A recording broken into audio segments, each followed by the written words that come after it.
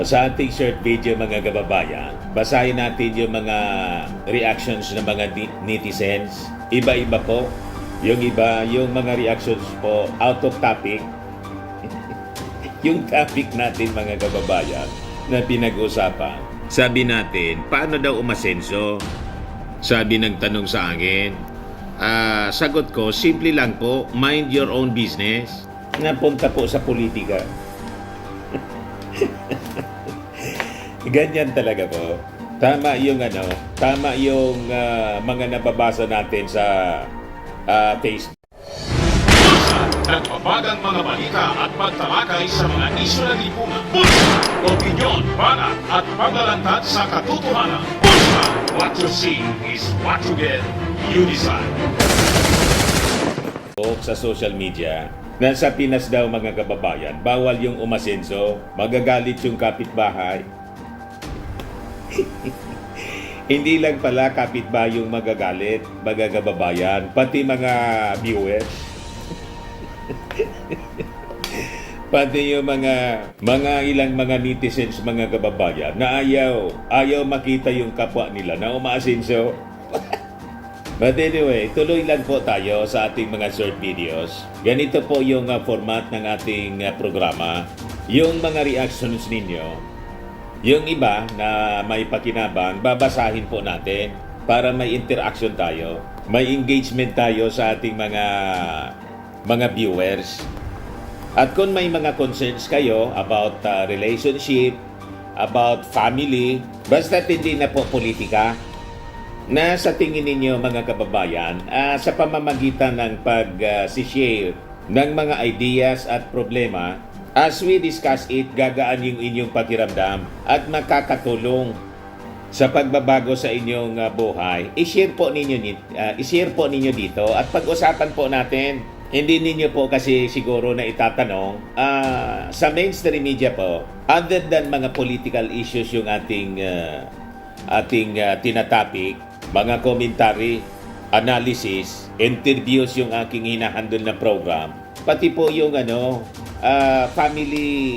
family problems po. May programa ako noon, ang titulo Usapang Pamilya. Di ba? Lahat ng problema sa pamilya, sa relationship, may mga bisita ko noon na mga ini-interview, mga experts on family matters. Maganda po, maraming nakaka-relate.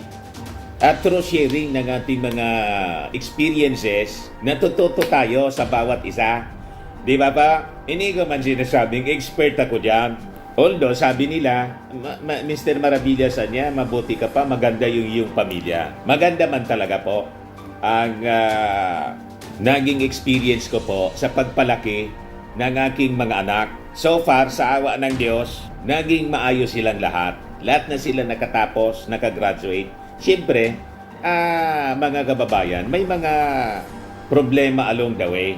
That is normal sa pagre-raise ng family. Di po ba? Balikan ko yung short video natin nung nakaraan. Kahapon lang, kung ano-ano yung mga naging reactions ng mga yung mga galit sa akin. Hindi naman talaga pwede na yung lahat kukumpurmi. Ayos lang po yan. Parte yan ng demokrasi. Hindi tayo napipikon. Basahin ko po yung ilan sa mga reactions. Sabi dito ni yan po yung mga reactions. Basahin ko po. Sabi ni Josue Victory Idralin, poverty anya is a choice. There are many opportunities to rise from poverty. But remember, opportunity only comes to those who seek it. Tama po. Kaya sagot ni Marites Torres Javier. That is true anya. May kasabihan nga po tayo. Pag ikaw anya, narinig na siguro ninyo itong kwentong ito. Pag ikaw anya ay mahirap pinanganak, that is not your fault. Pero pag ikaw anya ay tumanda na mahirap, that is already your fault. Tama ba? Ang ibig sabihin kasi pinili mong hindi umasenso sa buhay. Hindi ka nag-effort. Wala ka man lang na ginawa na paraan para gumanda yung iyong buhay. Nakontento ka sa panunood lang. Di ba? Nakontento ka sa ginagawa mo sa araw-araw. Dapat you dream. Mangarap ka kahit matanda ka na. Tuloy ang pangarap. Sabi nga, habang may buhay, may pag-asa. Tama po. Kaya kung mahirap ka ngayon, tumanda kang mahirap, ng balitang yan, click subscribe muna dito sa ating YouTube channel and hit the notification bell para lagi po kayong updated sa mga kaganapan dito sa ating bansa. Like and share na rin po ninyo ang ating video. At huwag na rin po ninyo na skip yung ating mga commercial ads para tuloy-tuloy lang ang pag-unlad ng Bagong Pilipinas. Sa mga nagana po ng malinis and spacious fitness gym, pumunta lang po kayo sa aming Colossal Fitness Gym. We also offer Grab Car Rental with our brand new 2023 model ng Toyota Innova. We also accept booking for those who are planning to travel via PAL, Cebu Pacific, and other airline companies, local and international, and bills payment for Meralco Bills, Aleco Bills, PLDT, etc. Ang Colossal Fitness Gym is located at 3rd floor Security Bank Building, Lanco Business Park, Legazpi City, Albay. For inquiries, look for Gilon Maravillas, contact number 0966-802-0949. Yan po yung aming Innova. Lagi na pong matao sa amin.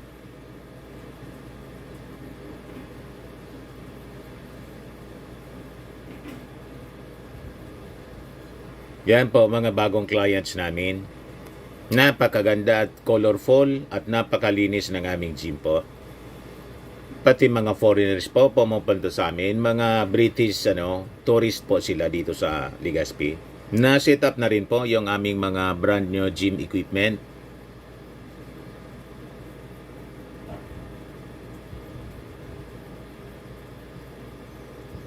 May treadmill na rin po kami. Ito naman po yung bago naming product na binibenta online. Eye Glow Serum, whitening po siya. Tingnan ninyo yung epekto sa aking anak na architect before and now. Yung mga inquiries po ninyo, dumiretso na lang kayo sa kanyang Facebook account, Riz Maravillas. Ito naman po, Firmax Firming and Lifting Cream. Pinapahid po sa mga pulses in affected area. Mainam po sa paninigas ng mga kasukasuan. Ito naman po, Automax Radiant Serum. Sa mukha naman yung application, anti-aging po siya. You will look 10 years younger than your age. Sa mga cancer patients naman po, baka lang gusto ninyo itong itry. Neng siya red mixed fruit drink. Hindi mo po siya gamot, food supplement siya. Kaya lang, gawa siya mga kababayan sa goji berry. Yung goji berry, may anti-cancer properties. O ngayon, yung mga inquiries ninyo, dumiretso na lang kayo sa aming messenger sa Facebook para masagot namin agad. Ayos pa? Ayos na ayos niya, Mr. Maravilla. That is your choice. Tama ba? Poverty is a choice. Kasi ang dami pong nakikita tayo sa ating paligid na dating mahirap dahil sa kanilang pagtsatsaga, pagpapagal, sa kanilang pangarap na umangat sa buhay. Umangat naman po sila sa buhay. Yung iba pumunta sa lakas loob lang po. Pumunta sa ibang bansa, looking for greener pasture. Kaya sa inyo dyan sa mga nagtatrabaho, nanonood sa atin ng mga OFWs, salute to you, mga OFWs. Sabi ko nga po, kami din po, mga kababayan, ako naging OFW family, umabot sa punto noon na nasa radyo ako. Sabi ko, lumalaki na yung aking mga anak, kapos na kami kung paano i-sustain yung kanilang pangangailangan. Naisip ko rin po na mag-OFW. Kasi hindi na po sapat yung sweldo na tinatanggap ko sa radyo. Tulad po ng karamihan, hindi ko man po napagandaan yung pag-asawa. Kasi nga po, sabi baga sa kanta, kapag tumibok ang puso, wala ka nang magagawa kundi sundin ito. So karamihan sa atin, ganon. Hindi na pagandaan yung pag-aasawa. Kaya nga ngayon, sabi ko sa aking mga anak, wag na niyong gayahin yung pinagdaanan namin para hindi na maulit yung nangyari sa amin sa inyo. Tama ba? So, yung advice natin sa ating mga kababayan, ngayon, kung di pa ninyo na natatagpuan ang tamang kapalaran, you have to work for it. Hanapin ninyo ang inyong kapalaran. Kaya tama itong sabi dito. Poverty is a choice. There are many opportunities to rise from poverty. But remember, opportunity only comes to those who seek it. You have to seek. Sabi sa Word of God, knock and you shall be open. Ask and you shall be given. Seek and ye shall find. Nasa Bible po siya. Wala ka mang ginagawa. Hindi ka man naghahanap. Wala ka talagang makukuha. Gusto mong magkatrabaho. Hindi ka man naghahanap ng trabaho. Nakangangat ka lang. Wala talagang mangyayari. Sabi ng mga bashers ko, si Romeo Mijares Ascalon Jr., umasenso ka, kadali, paggamit ka sa mga nakaupong politiko, kagaya nito, siraan mo mga mabuting tao dahil babayaran ka naman. Maraming ganyan po na nag-react sa akin, accusing me na bayaran ng palasyo. Hindi na po ako pumapatol sa mga ganyang accusations. Madali po mag-akusa. Pero sabi nga po, the burden of proof, doon sa nag-akusa, di patunayan ninyo kung ako bayaran ni Lisatanas. Yan ang tawag sa ating First Lady po, Lisa Marcos. Hindi pa nga kami nagkausap niya. Ang nakamayan ko po, si President Bongbong Marcos. At trinay ko po nang ma-invite kami ni Mrs. sa konsyerto sa Palasyo na lumapit po. Inabalya na naman po ako.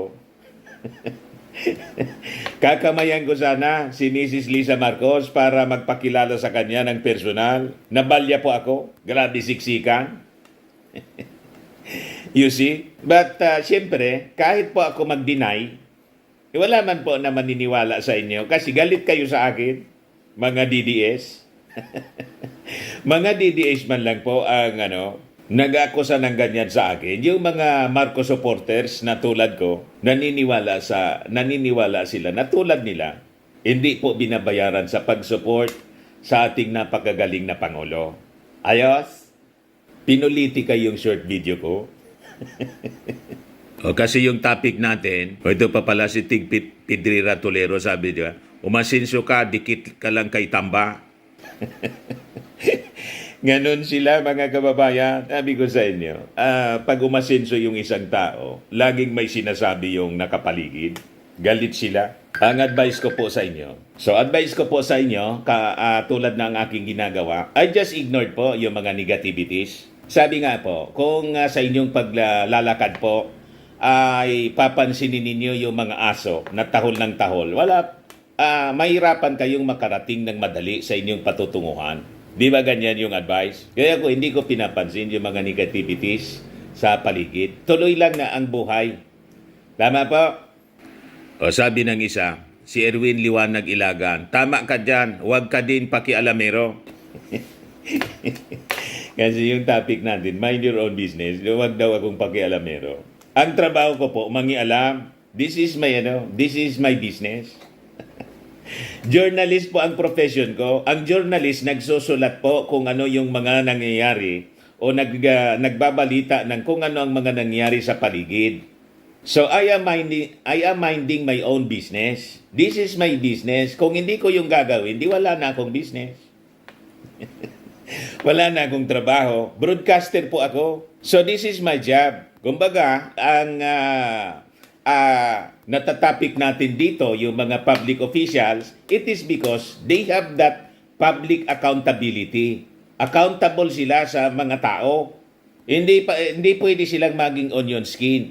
Tulad ko, public figure ako. Kaya hindi ako onion skin. Hindi ako balat sa sibuyas. Pwede niyo akong murahin. Pwede niyo akong pagsalitaan ng kung ano-anong gusto ninyong sabihin. Hindi po ako napipikon. Just like kayo na mga public officials, yung mga sinusupport ninyo, na mga nanonood sa atin dito, na nagagalit sa akin, dapat hindi kayo nagagalit. Kasi yung topic ko po, patungkol sa mga public officials, kung ayaw nila na maging topic ng mga journalist, na mga tulad ko, umalis sila sa public office. Kasi public office is a public trust. Naintindihan na ninyo mga moron. Pinapasweldohan natin si Inday o kung sino-sino pa na mga politiko na kaalyado ninyo. Kaya nagiging subject siya ng mga discussions, ng mga criticism. Kung ayaw mo na makriticize, umalis ka dyan. Ganun lang po. So naintindihan na ninyo kung bakit ako pakialamero. It is my job na mangialam. Sabi ni Tess Valdez Saulog, Sir Dan, wala po akong business. Kaya nga po yung tinuturo natin dito. Gusto mong umasenso sa buhay, you have to mind your own business. Hindi lang minding your own business. Kasi tulad ng pagkaintindi natin ng minding your own business, mind your own business na hindi tayo mangialam sa mga dapat hindi man natin pangialaman, ang ibig sabihin, sabi ko, sa tinuturo ko dito ng mind your own business, if you don't have business, then establish your own business. Establish one. Tama po? Kaya nga po ako, dati wala man akong negosyo, nagnegosyo po ako, tinda-tinda ko online para hindi masayang yung aking vlogging. Tama po? Yan ang source ng ang source ng aking income. Other than, syempre, alam na ninyo, yung YouTube, may monetization, revenues. Kaya malabo yung mga akusasyon sa atin na ako binabayaran ni President Marcos at saka ni Mrs. Lisa Marcos. Malabo po. Magkano? Di ba? Kung si 50 mil man lang, 100,000, payat. Di ba? Hindi ko tatanggapin po ganyang bayad. Yan niya, Mr. Maravillas, baka 500,000 a month. Itanong ninyo. Di ba? Ito, neighbor namin ito, si Bansky Calleja. Bawal ang tamad, 100%. Tama po. Kailangan masipag po tayo, magsipag tayo. Kasi po, walang tigil tayo sa pagkonsumo araw-araw. Kumakain tayo 3 times a day. Yung ilaw, yung tubig, yung pamasahe, yung panggrocery natin. Huwag tamad. Anyway, yun lang po yung ating mga reactions. Marami pang dapat na basahin sana natin. Kaya lang, hindi na ito short video. So yun po ang aking gustong sabihin sa inyo. Kung may mga topics kayo na gusto ninyong pag-usapan natin about family problems, family matters, relationship, mag-asawa, magkaibigan, kung ano-ano pa, pwede ninyong i-share dito at pag-usapan po natin. Baka makapulot po tayo. And we also solicit, advice galing sa ating mga viewers para interactive po tayo. 2 heads, sabi nga, more heads are better than one. Pero hindi lang po ako yung nagsasalita rito. Ayos po. Ako po si Dante Maravillas. Bye-bye. God bless.